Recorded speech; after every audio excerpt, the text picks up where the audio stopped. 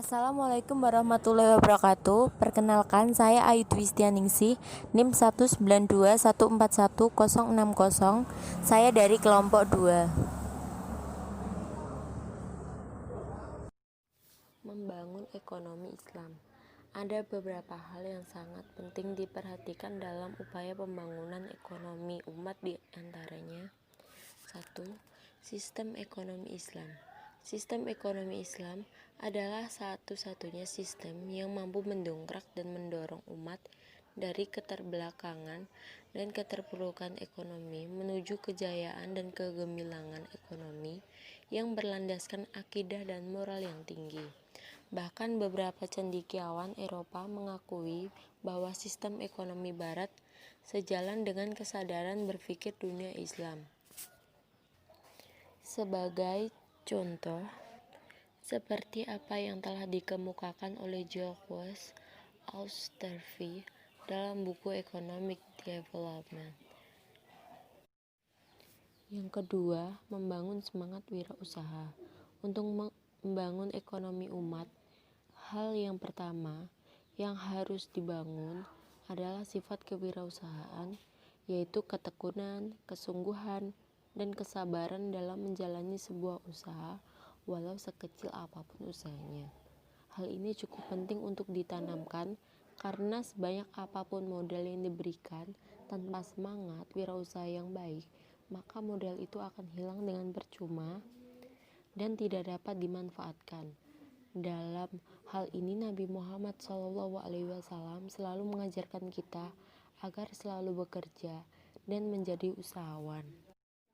Yang ketiga, persatuan umat. Persatuan dan kesatuan tidak hanya dibutuhkan dalam mempertahankan nilai-nilai akidah. Dalam berbisnis pun sangat dibutuhkan jiwa kebersamaan yang dalam bisnis sering disebut dengan jaringan atau network. Membangun jaringan juga menjadi hal yang penting dalam mengembangkan usaha dan bisnis. Kalau jaringan tidak terbangun, maka usaha apapun akan mengalami stagnasi. Hal itu dapat kita lihat pada bisnis elektronik di Indonesia yang dikuasai oleh orang Cina, yang sering dikeluhkan oleh orang-orang pribumi karena sulit bersaing dengan mereka, karena mereka memiliki jaringan yang kuat. Hal senada tentang pentingnya membangun jaringan dalam usaha dan perekonomian umat juga dapat dibaca dalam buku. Yang keempat, yaitu kebijakan penguasa atau pemerintah. Untuk memperlancar proses perbaikan ekonomi umat, secara mutlak dibutuhkan kebijakan pemerintah, karena hanya pemerintahlah yang mempunyai kemampuan dan kekuatan dari segi politis dan ekonomis untuk mendorong dan membuat kebijakan dan aturan-aturan yang sesuai dengan syariat Allah. Yang kelima, penyadaran zakat dan pengelolanya. Salah satu unsur penting juga dalam hal pembangunan ekonomi umat adalah adanya kesadaran bersama tentang kewajiban mengeluarkan zakat.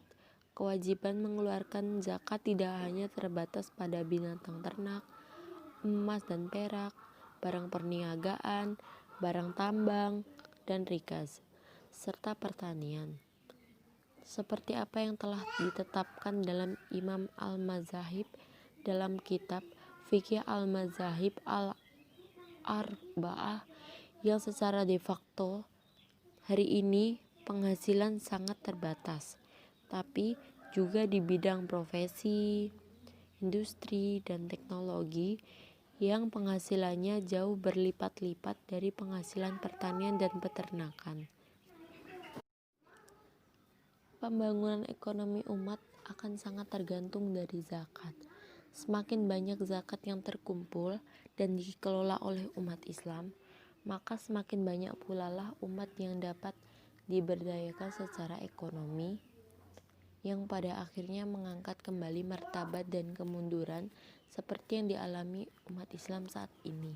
Namun, dalam hal pengumpulan dan pendayagunaan zakat, juga sangat dibutuhkan lembaga-lembaga pendukung yang bersih dan profesional, baik itu dibentuk oleh pemerintah atau oleh organisasi Islam lainnya, agar pengumpulan dan pengeluaran zakat dapat maksimal dan seperti apa yang diharapkan. Jadi pengumpulan, pengelolaan, dan pendayagunaan zakat perlu ditempatkan sebagai bagian yang integral dari usaha-usaha pembangunan ekonomi umat.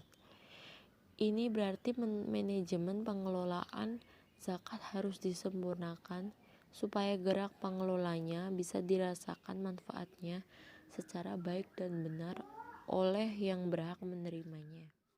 Assalamualaikum warahmatullahi wabarakatuh. Perkenalkan, saya Ayu Dwistianingsih